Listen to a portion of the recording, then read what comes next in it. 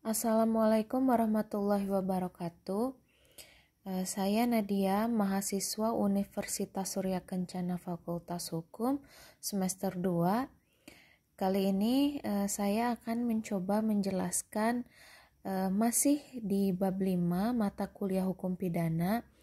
Di pertemuan ke-9 ini dibahas tentang sifat melawan hukum material. Sifat melawan hukum material ini dibagi menjadi dua, yaitu dalam fungsi negatif dan dalam fungsi positif.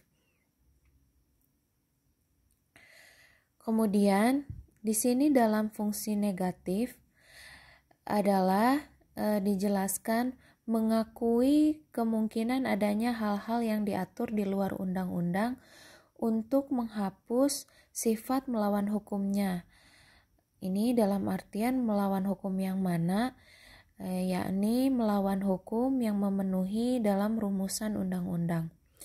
Kemudian fungsi negatif ini atau ajaran melawan hukum material dalam fungsi negatif ini dianut di Indonesia. Contohnya telah dibahas, telah dijelaskan sebelumnya. Contoh Ares Hokrat dokter hewan dan Markus Effendi ini putusan hakim yang berdasarkan pada nilai kepatutan. Kemudian di sini ada sifat melawan hukum positif atau dalam fungsi hukum positif. Ini menganggap perbuatan itu tetap sebagai tindak pidana walaupun tidak nyata diancam di dalam pidana dalam undang-undang. Jadi mengakui adanya hukum tidak tertulis sebagai hukum positif atau ajaran melawan hukum material ini dalam fungsi positif ini sudah tidak dianut. Kemudian di sini apakah sifat melawan hukum harus dibuktikan? Di sini ada dua pandangan. Kalau itu dirumuskan secara tegas dan jelas di dalam undang-undang sebagai rumusan tindak pidana, maka hal itu harus dibuktikan. Kemudian yang kedua di sini kalau tidak dicantumkan secara tegas dalam rumusan undang-undang, maka terdapat dua hal. Dua hal ini yakni di dalam fungsi positif ini harus dibuktikan karena mempunyai unsur konstitutif. Kemudian di dalam fungsi yang negatif ini tidak perlu dibuktikan. Contohnya kasus dokter hewan tadi ya.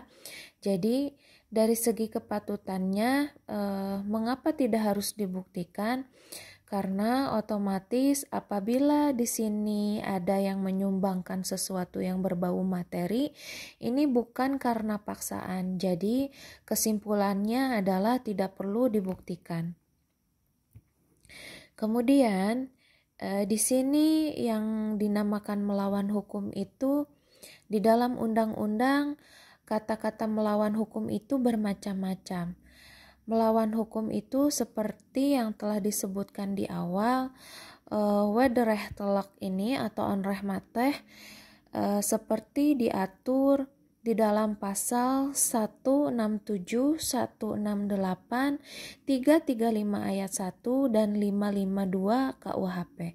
Kemudian di sini ada juga istilah mempunyai hak tanpa mempunyai hak untuk itu.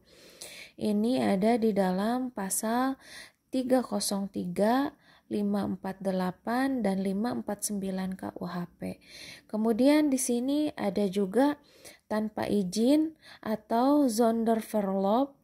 Ini diatur di dalam pasal 496, 510 KUHP. Jadi tanpa izin ini sama dengan melawan hukum atau rumusan yang lainnya. Di dalam KUHP kata-kata rumusan melawan hukum atau kata-kata melawan hukum itu tidak selalu sama atau dirumuskan dengan kata-kata melawan hukum. Oleh karena itu, jika kita bedah di dalam KUHP atau Undang-Undang Hukum Pidana, sifat melawan hukum ini diartikan dengan berbagai macam kata.